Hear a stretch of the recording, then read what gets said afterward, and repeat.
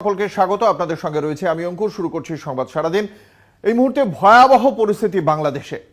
কোটা সংরক্ষণ সংক্রান্ত যে সংস্কার সংক্রান্ত যে আন্দোলন কয়েকদিন ধরেই শুরু হয়েছে এই বাংলাদেশে, প্রায় 47টি জেলায় ছড়িয়ে পড়েছে সেই আন্দোলন, এবং সেই আন্দোলন এই মুহূর্তে ওপার বাংলা কার্যত জ্বলছে।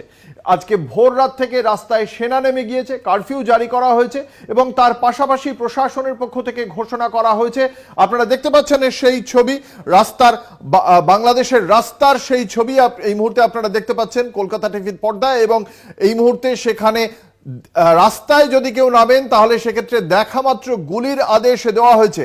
রাস্তায় সেনা নামাতে বাধ্য হয়েছে সরকার, তার মানেই বোঝা যাচ্ছে যথেষ্ট সেই পরিস্থিতি কিন্তু যথেষ্ট উদ্বেগজনক।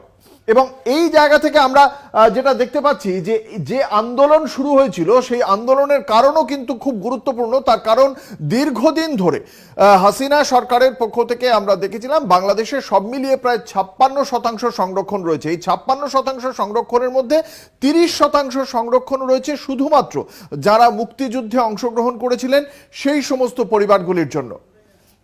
আমরা এই মুহূর্তে সেই বাংলাদেশে এই যে 56% মধ্যে এই যে 30% সংরক্ষণ, তারই প্রতিবাদে ছাত্রছাত্রীরা তারা রাস্তায় নেমেছে, এবং তারই জায়গায় আজকে কারফিউ এবং রাস্তায় নেমেছে সেনা।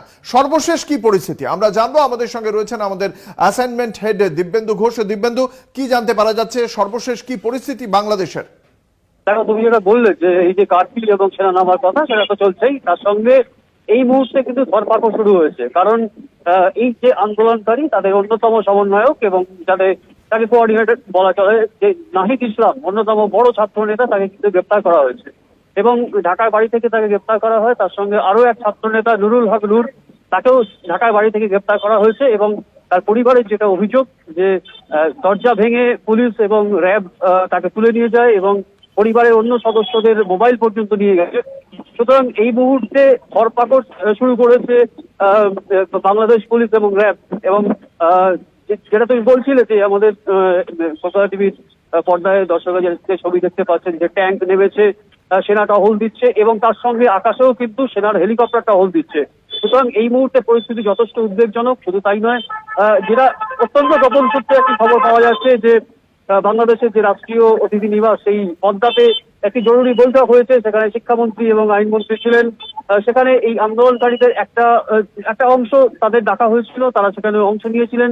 তারা 8 দফা দাবি পেশ করেছেন, এবং তাদের মূল যে দাবি যে এই যে সংরক্ষণ, মানে সরকারি চাকরিতে যে মুক্তিযোদ্ধাদের পরিবারের জন্য যে 30% সংরক্ষণ, এবং যেভাবে ছাত্র হত্যার ঘটনা ঘটছে, এই সমস্ত কিছু অবিলম্বে বন্ধ করতে হবে, তা না হলে কিন্তু আন্দোলন থামবে না। এবং এই বৈঠক থেকে কিন্তু কোনো সমাধান সূত্র কার্যত বেরোয়নি, যে কারণে এই ধরপাকড় শুরু করেছে হাসিনা সরকারের প্রশাসন। বাংলাদেশ পুলিশ, র্যাব সবাই কিন্তু বিভিন্ন জায়গায় ধরপাকড় চালাচ্ছে। যেখানে আন্দোলন সংগঠিত হচ্ছে সেই সমস্ত জায়গাতে কিন্তু ধরপাকড় চলছে, এবং সেনা নেমেছে, কারফিউ জারি করা হয়েছে, দেখা মাত্র গুলির আদেশ দেওয়া হয়েছে। তা সত্ত্বেও কিন্তু বিভিন্ন জায়গাতে যে খবর পাওয়া যাচ্ছে, ছোট ছোট জমায়েত হচ্ছে, এবং সেই জমায়েতকে কেন্দ্র করে সেখানে কিন্তু উত্তেজনাকর পরিস্থিতি তৈরি হচ্ছে, এবং সেখান থেকে কিন্তু পুলিশ লাঠি চালাচ্ছে, পুলিশ সেখানে কাঁদানে গ্যাস পর্যন্ত ছুড়েছে, সে খবর পাওয়া যাচ্ছে। সবকিছু মিলিয়ে কিন্তু পরিস্থিতি এই মুহূর্তে যথেষ্ট উদ্বেগজনক। এর মধ্যেই অন্তত 400 ভারতীয় ছাত্র তারা দেশে ফিরে এসেছে, এবং বহু ছাত্র, যারা নেপালের ছাত্র, যারা ভুটানের ছাত্র, যারা বাংলাদেশে পড়তে গিয়েছিল, বিভিন্ন ডাক্তারি পড়ুয়ারা তারা ফিরে এসেছে। তারা ভারত দিয়ে অনেকে ফিরে গেছেন নেপাল এবং ভুটানে, এবং উত্তরপ্রদেশ, হরিয়ানা, জম্মু কাশ্মীর এবং মেঘালয়ের অধিকাংশ ছাত্র তারা কিন্তু ফিরে এসেছেন।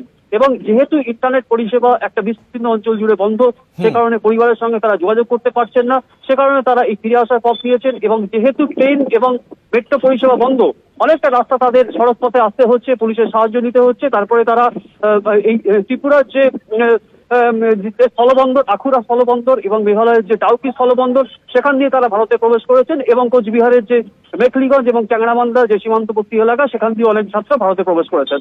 দিব্যেন্দু, তুমি আমাদের জানালে যে একদিকে যেমন ধরপাকড় চলছে, দুজন গুরুত্বপূর্ণ একজন কোঅর্ডিনেটর এবং আরেকজন ছাত্রনেতাকে গ্রেপ্তার করা হয়েছে, অন্যদিকে একটা বৈঠক হয়েছে অসমর্থিত সূত্রে, সেটাও জানা যাচ্ছে। তার মানে কি প্রশাসনের পক্ষ থেকে ছাত্র আন্দোলনের যারা রয়েছে নেতৃত্ব স্থানীয়, তাদের মধ্যে একটা ডিভাইড অ্যান্ড রুল করার চেষ্টা করা চলছে, যে একদিকে সেনা নামিয়ে দিয়ে এই আন্দোলনকে যেমন থামানো, তার পাশাপাশি নেতৃত্বের একাংশকে গ্রেপ্তার এবং আরেক অংশকে ভাগ করে নিয়ে তাদের সঙ্গে আলোচনা।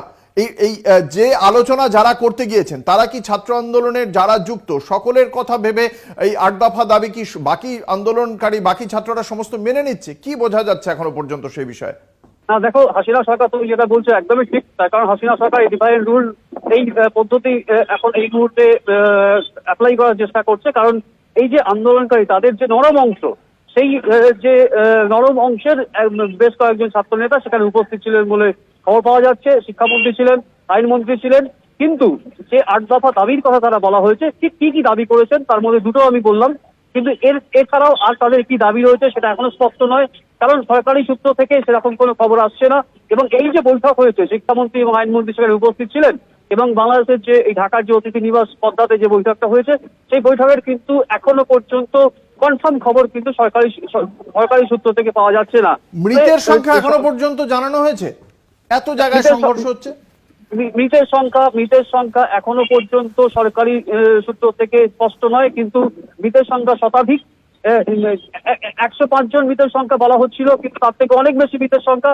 সে অনেক খবর কিন্তু এসে পৌঁছচ্ছে না, কারণ ইন্টারনেট একটা বড় অংশে বন্ধ। ফলে সেই ছবি এবং বহু খবর, সেই খবর কিন্তু বাংলাদেশের বাইরে এসে পৌঁছচ্ছে না।